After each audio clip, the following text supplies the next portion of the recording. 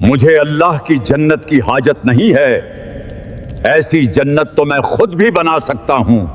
اے شداد، کیا تو سمجھتا ہے کہ یہ محل بنا کر موت سے بھی بچ نکلے گا؟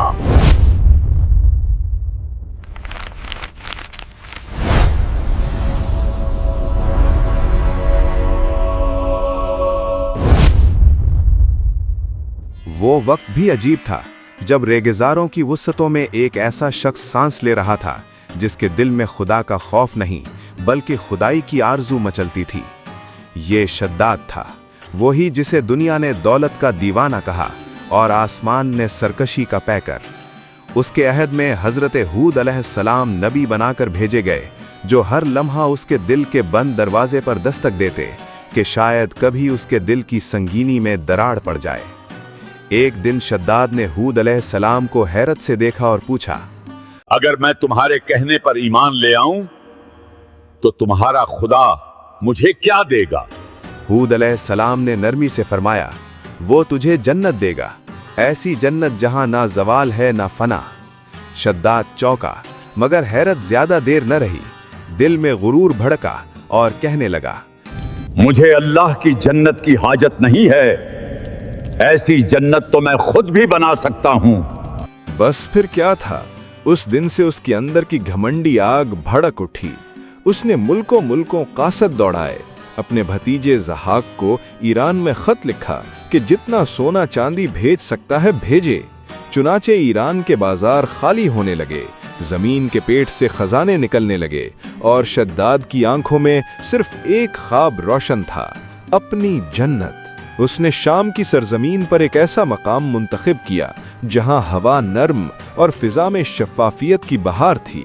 پھر ماہرین تعمیرات کو جمع کیا گیا، پہاڑ کاٹ کاٹ کر سنگ مرمر لایا گیا، سونے کے ستون تراشے گئے، چاندی کے فرش بچھائے گئے۔ جنت نما شہر اٹھنے لگا، 50 نہیں، 100 نہیں، پورے 500 برس لگا دیے گئے اس کے تعمیری جنون نے۔ محل کے گرد 12,000 سنہری حجرے تعمیر ہوئے، ہر کمرہ جواہر کی بارش میں نہایا ہوا تھا جس میں خوبصورت خواتین کو رکھا گیا۔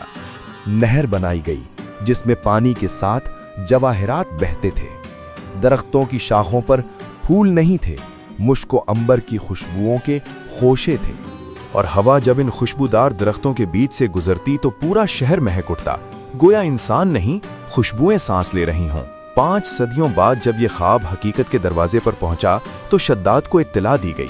غرور سے سر اونچا کیا اور لشکر سمیت روانہ ہوا کہ آخر وہ لمحہ آ گیا تھا جب وہ اپنی خود ساختہ جنت میں داخل ہو کر خدا کو بھی چیلنج دے سکے گا۔ لیکن جنتوں کے دروازوں تک پہنچنے والے سب لوگ وہاں داخل نہیں ہوا کرتے۔ شہر سے ایک منزل پہلے اسے ایک سنہری پایوں والا ہرن دکھائی دیا۔ شداد اس کی چمک میں گم ہو کر گھوڑے کو ایڑ لگا بیٹھا۔ تھوڑی ہی دیر میں وہ اپنے لشکر سے دور تنہا صحرا کی خاموشی میں رہ گیا، اور پھر ایک سوار نمودار ہوا، ہیبت ناک، خوف کی چادر میں لپٹا ہوا۔ اس نے پکارا، اے شداد، کیا تو سمجھتا ہے کہ یہ محل بنا کر موت سے بھی بچ نکلے گا؟ شداد کے وجود میں لرزہ دوڑ گیا، کمزور ہوئی آواز میں پوچھا، تو کون ہے؟ جواب ملا، میں ملک الموت ہوں اور میں تیری روح لینے آیا ہوں۔ شداد گھبرا گیا، بول اٹھا، مجھے اتنی مہلت دے دو کہ میں اپنی جنت ایک نظر دیکھ تو لوں۔